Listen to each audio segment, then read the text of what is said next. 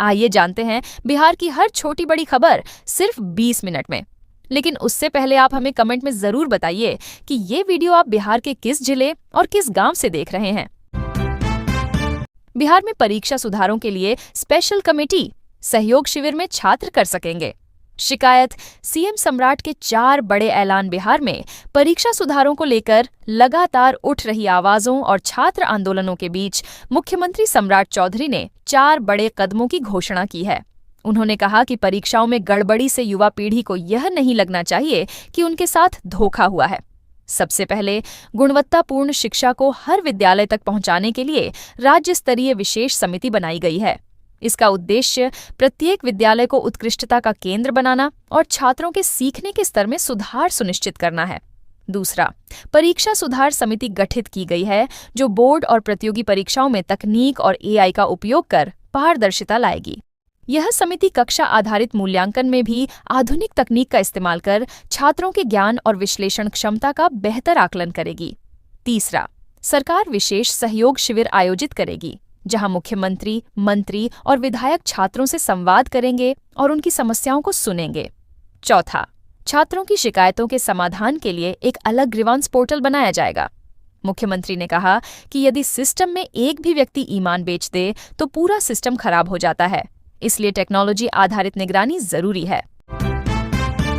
बिहार के 19 जिलों में गरज चमक के साथ बारिश का अलर्ट 40 किलोमीटर प्रति घंटा की रफ्तार से चलेगी।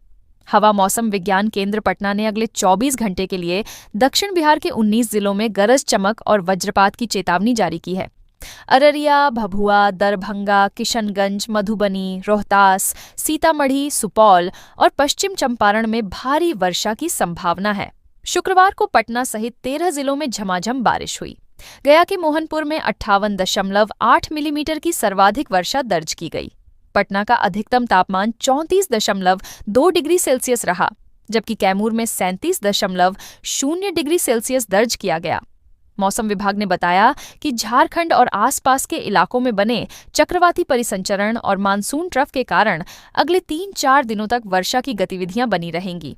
लोगों को खुले स्थानों पर जाने से बचने और किसानों को सतर्क रहने की सलाह दी गई है। बिहार की नदियों की गाद अब बनेगी कमाई का जरिया। जिलावार सर्वे से खुलेगा खजाना, बाढ़ पर भी लगेगी लगाम। बिहार सरकार ने नदियों में जमा गाद को संसाधन के रूप में इस्तेमाल करने की योजना बनाई है। खान एवं भूतत्व विभाग ने जिलों को जिला सर्वेक्षण प्रतिवेदन तैयार करने का निर्देश दिया है। इसमें गाद की मात्रा, उसे निकालने की संभावना और उसके उपयोग का आकलन होगा। गंगा, कोसी, गंडक, बागमती, बूढ़ी गंडक, कमला बलान, महानंदा और कई अन्य नदियों को सूची में शामिल किया गया है। सर्वे के बाद गाद की नीलामी कराई जाएगी और उससे प्राप्त राजस्व सरकारी खजाने में जाएगा। इस योजना से सरकार को दोहरा फायदा होगा। एक तरफ गाद की नीलामी से राजस्व मिलेगा, दूसरी ओर नदी की तलहटी से गाद हटने पर जल प्रवाह बेहतर होगा और बाढ़ के दौरान पानी की निकासी में मदद मिलेगी। यानी गाद हटाने की योजना को अब राजस्व और आपदा प्रबंधन दोनों से जोड़ा जा रहा है। मोबाइल में बस ये काम कर लें, नहीं तो रुक सकती है बिहार में गैस सब्सिडी। 16 अगस्त आखिरी तारीख। बिहार में घरेलू गैस उपभोक्ताओं और उज्ज्वला योजना के लाभुकों के लिए ई-केवाईसी कराना अब बेहद जरूरी हो गया है। राज्य में करीब 1.09 करोड़ घरेलू एलपीजी कनेक्शन हैं, जिनमें से लगभग 80 लाख उपभोक्ता अपना ई-केवाईसी करा चुके हैं। लेकिन अभी भी 28.50 लाख उपभोक्ताओं का सत्यापन बाकी है। तेल कंपनियों ने स्पष्ट कर दिया है कि यदि 16 अगस्त तक ई-केवाईसी नहीं कराया गया तो सब्सिडी रोक दी जाएगी। वर्तमान में घरेलू गैस सिलेंडर पर 79.26 रुपये और उज्ज्वला योजना के तहत 300 रुपये प्रति सिलेंडर की सब्सिडी दी जाती है। यानी ई-केवाईसी नहीं कराने वाले परिवार सीधे आर्थिक नुकसान झेलेंगे। सबसे बड़ी राहत यह है कि उपभोक्ताओं को गैस एजेंसी जाने की जरूरत नहीं है। अपनी गैस कंपनी का मोबाइल ऐप डाउनलोड कर घर बैठे ई-केवाईसी कराया जा सकता है। बिहार एलपीजी वितरक संघ के महासचिव डॉक्टर रामनरेश सिन्हा ने कहा कि ई-केवाईसी से फर्जी कनेक्शनों की पहचान भी होगी और वास्तविक उपभोक्ताओं का सत्यापन आसान होगा। गुमशुदगी पलायन के बीच शराब और अपराध की चुनौती। सीएम सम्राट चौधरी बोले, जल्द अमीर बनने की चाह बिगाड़ रही जिंदगी पटना के बापू सभागार में शनिवार को आयोजित पूर्वी जोन कॉन्फ्रेंस में गुमशुदा बच्चों और मानव तस्करी पर गंभीर चर्चा हुई। गृह विभाग की ओर से आयोजित इस सम्मेलन में बिहार, झारखंड, पश्चिम बंगाल और ओडिशा के प्रतिनिधि शामिल हुए।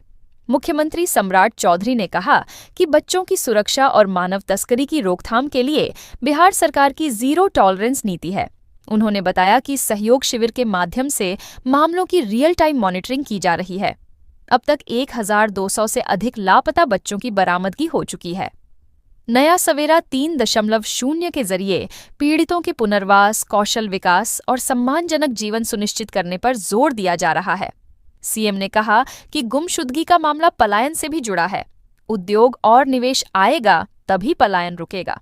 उन्होंने यह भी कहा कि जल्द अमीर बनने की चाह में कुछ लोग शराब और अपराध के रास्ते पर चले जाते हैं, जिससे उनका जीवन बिगड़ जाता है। सरकार का प्रयास है कि उन्हें न्याय और जीवन में बदलाव का अवसर दिया जाए। बांकीपुर उपचुनाव में क्यों हारी भाजपा? समीक्षा में सामने आए कई कारण। प्रशांत किशोर ने ऐसे साधा निशाना बांकीपुर विधानसभा उपचुनाव की समीक्षा में भाजपा की हार के कई कारण सामने आए हैं। पार्टी का अति आत्मविश्वास उसकी सबसे बड़ी कमजोरी साबित हुआ।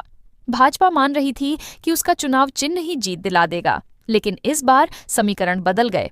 जनसुराज पार्टी के सूत्रधार प्रशांत किशोर ने सधी रणनीति से भाजपा समर्थकों और विरोधियों को अपनी ओर आकर्षित किया। भाजपा के एक सांसद का वीडियो जिसमें कहा गया था कि भाजपा किसी पालतू को भी उम्मीदवार बनाए तो वह जीत जाएगा, ने मतदाताओं को नाराज कर दिया। इसे अहंकार की पराकाष्ठा माना गया और मतदाता विरोध में खड़े हो गए। उपचुनाव में राष्ट्रीय और राज्य स्तरीय मुद्दे नहीं चले। प्रशांत किशोर ने स्थानीय स्तर पर बुनियादी सुविधाओं का मुद्दा उठाया और सफलता पाई। भाजपा धीरे धीरे स्थानीय कार्यकर्ताओं से भी अलग होती जा रही है। चुनावी सभाओं में बाहरी नेताओं की मौजूदगी इतनी रही कि स्थानीय कार्यकर्ताओं को घर घर जाकर वोट मांगने का समय ही नहीं मिला। यही कारण रहा कि बांकीपुर में भाजपा की परंपरागत जीत की परिपाटी टूट गई। रॉन्ग नंबर से शुरू हुई बात। प्यार में घर छोड़ पंजाब पहुंची पटना की लड़की, यूपी का युवक, पुलिस के पहुंचते ही फरार पटना के मनेर थाना क्षेत्र से सटी एक पंचायत की 16 वर्षीय किशोरी मोबाइल पर आए एक रॉन्ग नंबर से उत्तर प्रदेश के युवक के संपर्क में आई। बातचीत का सिलसिला धीरे धीरे प्रेम संबंध में बदल गया। करीब 1 वर्ष तक मोबाइल पर बातचीत के बाद किशोरी कथित प्रेमी से मिलने के लिए घर छोड़कर पंजाब के लुधियाना पहुंच गई। परिजनों ने शिकायत दर्ज कराई और पुलिस ने तकनीकी जांच शुरू की। मोबाइल कॉल डिटेल और सर्विलांस से पता चला कि किशोरी लुधियाना में है। मनेर पुलिस की टीम वहां पहुंची और किशोरी को सकुशल बरामद कर लिया। हालांकि आरोपी युवक मोहम्मद समीर मौके से फरार हो गया। पुलिस ने बरामद नाबालिग का न्यायालय में धारा 164 के तहत बयान दर्ज कराया है। आरोपी युवक के खिलाफ पॉक्सो एक्ट समेत अन्य धाराओं में प्राथमिकी दर्ज की गई है। पुलिस अब फरार आरोपी की गिरफ्तारी के लिए संभावित ठिकानों पर छापेमारी कर रही है। पटना में सड़क हादसे के बाद भड़की हिंसा। बस चालक और 500 अज्ञात पर केस। 20 लोग हिरासत में पटना के छोटी पहाड़ी इलाके में शुक्रवार सुबह हुए। सड़क हादसे के बाद हालात अचानक बिगड़ गए। मृतक के पिता के बयान पर बाईपास ट्रैफिक थाने में बस चालक के खिलाफ प्राथमिकी दर्ज की गई है। वहीं अगमकुआं थाने में उपद्रव, आगजनी, सड़क जाम, मारपीट और राहगीरों से लूटपाट के आरोप में 500 अज्ञात लोगों पर केस दर्ज हुआ है। हादसे के बाद भीड़ ने राहगीरों पर हमला कर दिया। आधा दर्जन से अधिक लोग घायल हुए। एक महिला का पैर टूट गया। अभिभावक और बच्चे भी हिंसा का शिकार बने। उग्र भीड़ ने 50 से अधिक मोबाइल फोन तोड़ दिए, ट्रकों के शीशे चकनाचूर कर दिए और दर्जनों बाइक क्षतिग्रस्त कर दी। पुलिस ने 9 थानों की टीम के साथ 3 गांवों में छापेमारी कर 20 लोगों को हिरासत में लिया। बवाल के कारण राजधानी और आसपास के मार्गों पर 6 घंटे तक जाम रहा। एम्बुलेंस और स्कूली बसें भी फंसी रहीं। ट्रैफिक एसपी ने अतिरिक्त बल तैनात कर डायवर्जन से राहत दिलाई। पटना में डेंगू ने पकड़ी रफ्तार।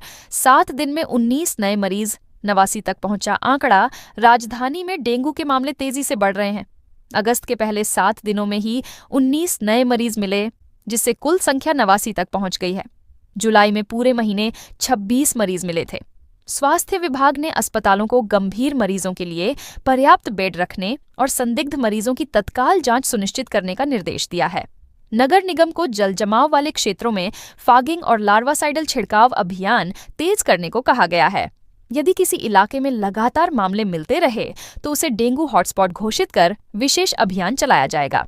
पीएमसीएच, एनएमसीएच और आईजीआईएमएस समेत सभी सरकारी अस्पतालों को अलग वार्ड बनाने का निर्देश दिया गया है। ब्लड बैंकों को प्लेटलेट्स की उपलब्धता बनाए रखने और जांच किट का पर्याप्त भंडार रखने को कहा गया है। विशेषज्ञों का कहना है कि लगातार बारिश, जल जमाव और गड्ढों के कारण मच्छरों के प्रजनन की स्थिति बनी है। हाल में नगर निगम कर्मियों की हड़ताल से फॉगिंग प्रभावित हुई, जिससे संक्रमण का खतरा और बढ़ गया। मंत्री विधायक के बच्चे भी पढ़ें सरकारी स्कूल में। सीएम सम्राट का बड़ा ऐलान, बिहार में खुलेंगे 400 नए डिग्री कॉलेज। मुख्यमंत्री सम्राट चौधरी ने शुक्रवार को ज्ञान भवन में आयोजित कार्यक्रम में शिक्षा सुधार को लेकर बड़ा ऐलान किया। उन्होंने कहा कि प्रदेश में 400 से अधिक नए डिग्री कॉलेज खोले जाएंगे और 9 अगस्त तक शिक्षकों की कमी पूरी कर ली जाएगी। इसके लिए 9000 पदों का सृजन किया गया है। सीएम ने कहा कि जब मंत्री, विधायक और जिला पदाधिकारियों के बच्चे भी सरकारी स्कूलों में पढ़ेंगे, तभी शिक्षा व्यवस्था में वास्तविक बदलाव माना जाएगा। उन्होंने घोषणा की कि सरकारी स्कूलों में पढ़ने वाले बच्चों को रात 11 बजे तक ऑनलाइन शिक्षक उपलब्ध कराने की व्यवस्था 15 अगस्त से लागू की जाएगी। उन्होंने मठ मंदिरों से अपील की कि वे एक-एक स्कूल और कॉलेज को गोद लें। संत रविदास की 650वीं जयंती पर उन्होंने कहा कि उनके विचारों को गांव-गांव तक पहुंचाया जाएगा। संत रविदास की जन्मभूमि की मिट्टी को जिला, प्रखंड और पंचायत स्तर तक पहुंचाने की योजना भी बनाई गई है। सीएम ने स्पष्ट किया कि मदरसों पर जितना ध्यान दिया जाता है, उतना ही संस्कृत शिक्षा पर भी दिया जाएगा। किशनगंज में बड़ी आबादी को देखते हुए वहां उर्दू विद्यालय खोलने की आवश्यकता बताई गई। चोर की तरह बर्थडे विश। मुजफ्फरपुर में देर रात युवती के घर पहुंचे प्रेमी को घर वालों ने पुलिस को सौंपा। मुजफ्फरपुर के आनंदपुरी इलाके में बुधवार रात एक युवक अपनी प्रेमिका को जन्मदिन पर सरप्राइज देने पहुंचा। रात 12 बजे तारीख बदलते ही वह गिफ्ट लेकर प्रेमिका के घर पहुंचा और अंदर जाने की कोशिश करने लगा। उसकी संदिग्ध हरकत देखकर परिजनों ने उसे चोर समझ लिया और ग्रामीणों की मदद से पकड़कर पुलिस को सौंप दिया। सदर थाने की पुलिस ने युवक को हिरासत में लेकर पूछताछ की। युवक ने कहा कि वह चोरी नहीं कर रहा था, बल्कि अपनी प्रेमिका को बर्थडे विश करने आया था। अगली सुबह प्रेमिका खुद थाने पहुंची और युवक का समर्थन करते हुए हंगामा किया। उसने पुलिस और परिजनों से साफ कहा कि युवक कोई चोर नहीं है, बल्कि उसे सरप्राइज देने आया था। इस खुलासे के बाद थाने में मौजूद पुलिस और दोनों परिवार हैरान रह गए। भागलपुर में दारोगा की पत्नी का हंगामा, पति पर भड़की, बोली, यह मेरा देवर है। भागलपुर के सैंडिस कंपाउंड स्थित जिम सेंटर के ट्रेनर से मारपीट के चर्चित मामले में नया मोड़ आया है। रजौन थानाध्यक्ष महेश कुमार की पत्नी स्नेहा 7 अगस्त को अपने सहयोगी विवेक कुमार के साथ तिलका मांझी स्थित होटल में पहुंची और वहां जमकर हंगामा किया। सूचना पर पहुंचे परिजनों और पति ने जब सवाल किया तो स्नेहा उल्टा भड़क गई। उसने पति से कहा, पहचान लीजिए, यह मेरा देवर है। वहीं पिता को पहचानने से भी इनकार कर दिया और हाथापाई तक कर दी। पुलिस टीम की मौजूदगी में उसने पिता को पहचानने से मना कर दिया। लोदीपुर थाने में भी स्नेहा ने पति पर आरोप लगाया कि वे उसके और विवेक के रिश्ते को लेकर गलत सोच रखते हैं। उसने कहा कि प्रोजेक्ट मैनेजर विश्वजीत कुमार सिंह ने पति के मन में गलत बातें भरी हैं। दूसरी ओर प्रोजेक्ट मैनेजर ने आरोपों को खारिज करते हुए कहा कि स्नेहा जिम में बिना शुल्क दिए आती थी और अपनी हरकतों को छिपाने के लिए मनगढ़ंत कहानियां बना रही हैं। पश्चिम चंपारण के बाद मुजफ्फरपुर में बाढ़ जैसे हालात। साहिबगंज में घरों तक पहुंचा पानी। वाल्मीकि नगर बराज से छोड़ा गया 2.24 लाख क्यूसेक पानी रविवार को साहिबगंज प्रखंड क्षेत्र में पहुंच गया। गंडक नदी के जलस्तर में वृद्धि से कई पंचायतों में बाढ़ जैसे हालात बन गए। माधोपुर हजारी पंचायत और बंगरा निजामत पंचायत के निचले इलाकों में पानी घरों के दरवाजे तक पहुंच गया है। ग्रामीणों में दहशत का माहौल है। करीब 70% खेतों में पानी भर गया है, जिससे किसानों की चिंता बढ़ गई है। रूप छपरा पंचायत के निचले इलाकों में भी पानी फैल गया है। मवेशियों को सुरक्षित रखने में पशुपालकों को परेशानी हो रही है। जल संसाधन विभाग ने बताया कि सोमवार तक गंडक नदी का जलस्तर घटकर 1.30 लाख क्यूसेक होने की संभावना है। इसके बाद पानी साहिबगंज प्रखंड की 7 पंचायतों से होकर रेवा की ओर बढ़ेगा। ग्रामीणों ने प्रशासन से राहत और बचाव की व्यवस्था करने की मांग की है। कांवड़ियों के लिए वीआईपी व्यवस्था। मुजफ्फरपुर से देवघर, बासुकीनाथ और रांची के लिए सरकारी बस सेवा शुरू। सावन महीने में कांवड़ियों और श्रद्धालुओं की सुविधा के लिए बिहार राज्य पथ परिवहन निगम ने विशेष बस सेवा शुरू की है। शुक्रवार को मुजफ्फरपुर के इमलीचट्टी बस डिपो से पहली बस सुल्तानगंज के लिए रवाना हुई, जिसमें 23 श्रद्धालु शामिल थे, 15 महिलाएं और 8 पुरुष। यह बस सेवा प्रतिदिन शाम 7 बजे इमलीचट्टी से रवाना होगी और समस्तीपुर, बरौनी, सुल्तानगंज होते हुए देवघर और बासुकीनाथ तक जाएगी। किराया लगभग 463 रुपये तय किया गया है। श्रद्धालु ऑनलाइन एडवांस बुकिंग कर सीट रिजर्व कर सकते हैं। इसके अलावा रांची के लिए भी नई बस सेवा शुरू की गई है, जो हाजीपुर, पटना, बख्तियारपुर, हजारीबाग और रामगढ़ होते हुए रांची पहुंचेगी। किराया लगभग 599 रुपये रखा गया है। निगम प्रशासन ने यात्रियों की सुरक्षा और सुविधा के लिए बस स्टैंड पर सभी आवश्यक इंतजाम पूरे कर लिए हैं। पति गया था सूरत कमाने। इधर 7 लाख के गहने और 50,000 कैश लेकर पत्नी फरार। एफआईआर दर्ज बक्सर जिले में एक विवाहिता के अचानक लापता होने और उसके साथ घर से नकदी लाखों के गहने गायब होने का मामला सामने आया है। पति ने कृष्णा ब्रह्म थाना में प्राथमिकी दर्ज कराई है। पति ने बताया कि वह सूरत की एक निजी कंपनी में काम करता है और घर पर मां व पत्नी रहती थीं। 1 अगस्त की सुबह मां ने बहू को कमरे में नहीं पाया। काफी खोजबीन के बाद भी उसका कोई पता नहीं चला। अलमारी की जांच करने पर 50,000 रुपये नकद और करीब 7 लाख रुपए के सोने चांदी के आभूषण भी गायब मिले। परिजनों ने पहले अपने स्तर पर खोज की, लेकिन सफलता नहीं मिली।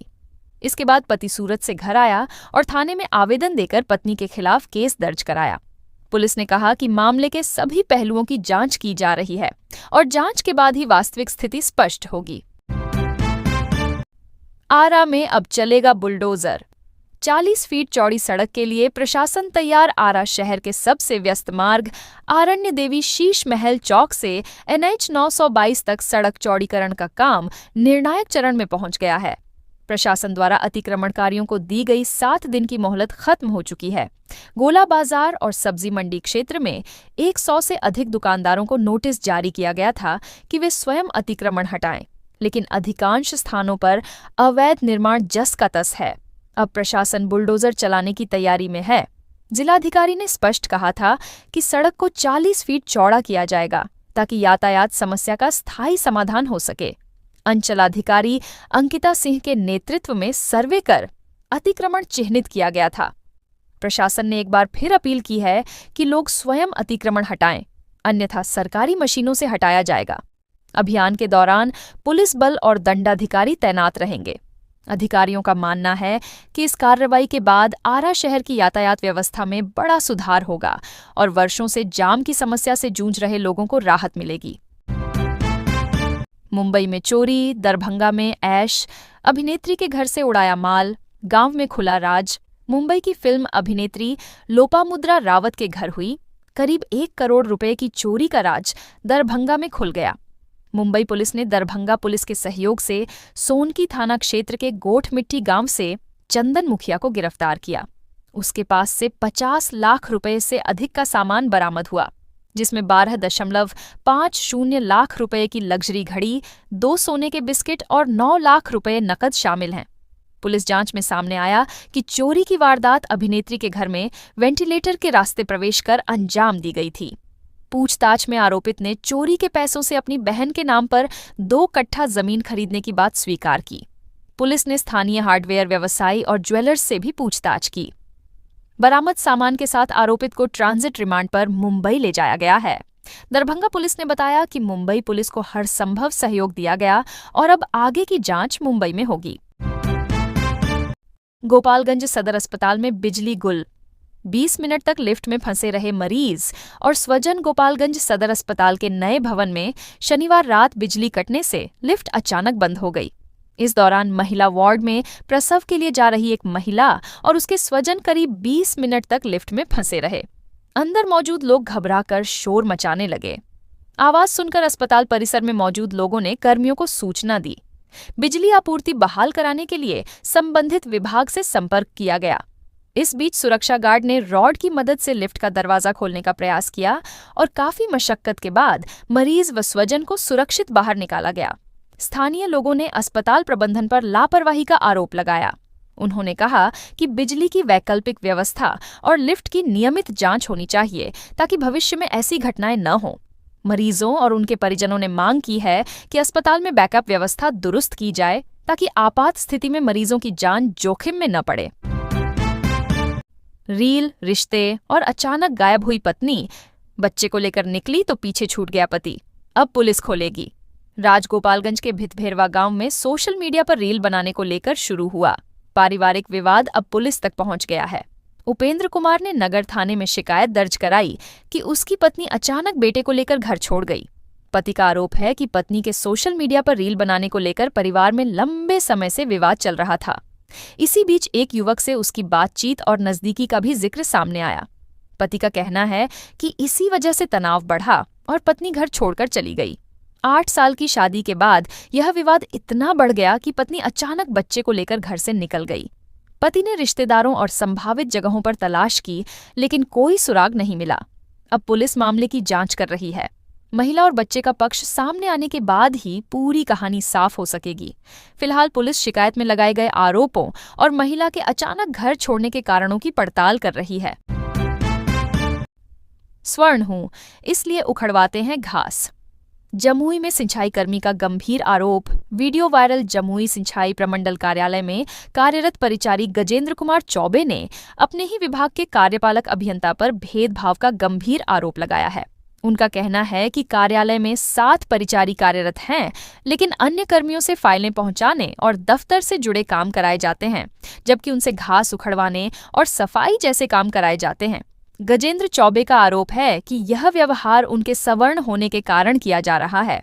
वायरल वीडियो में वे कार्यालय परिसर में घास साफ करते दिख रहे हैं और कह रहे हैं कि उनसे निर्धारित कार्य के बजाय अलग तरह का काम कराया जाता है। उन्होंने यह भी आरोप लगाया कि काम से मना करने पर वेतन बंद करने और नौकरी से हटाने की धमकी दी जाती है। वीडियो इंटरनेट मीडिया पर वायरल हो रहा है, हालांकि इसकी स्वतंत्र पुष्टि नहीं हुई है। मामले ने विभागीय कार्यप्रणाली और जातिगत भेदभाव के आरोपों पर गंभीर सवाल खड़े कर दिए हैं। कटिहार में आवास सहायक की 2 पत्नियों के बीच जमकर चले लाठी डंडे। बीच बचाव में फंसा पति कटिहार जिला समाहरणालय के मुख्य गेट पर शुक्रवार दोपहर उस समय अफरा तफरी मच गई जब एक आवास सहायक की 2 पत्नियां आमने सामने आ गईं। पहले तीखी नोकझोंक हुई, फिर मामला हाथापाई तक पहुंच गया। दोनों महिलाएं हाथों में डंडा लेकर एक दूसरे पर हमला करने लगीं। पति रंजीत कुमार पासवान बीच बचाव करता रहा, लेकिन स्थिति बिगड़ती गई। बारसोई से अपने बेटे के साथ पहुंची दूसरी पत्नी ने आरोप लगाया कि उसकी शादी 14 वर्ष पहले रंजीत से हुई थी और 4 वर्ष पहले कोर्ट मैरिज भी हुई थी। उसका दावा है कि रंजीत ने शादी के समय स्वयं को अविवाहित बताया था, जबकि बाद में पता चला कि वह पहले से विवाहित हैं और 3 बच्चों के पिता हैं।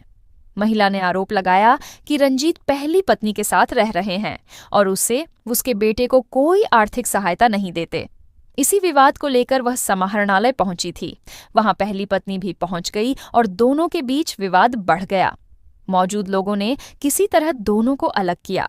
फिलहाल मामले को लेकर कोई आधिकारिक शिकायत दर्ज नहीं हुई है, लेकिन पंचायत स्तर पर सुलह का प्रयास किया जा रहा है।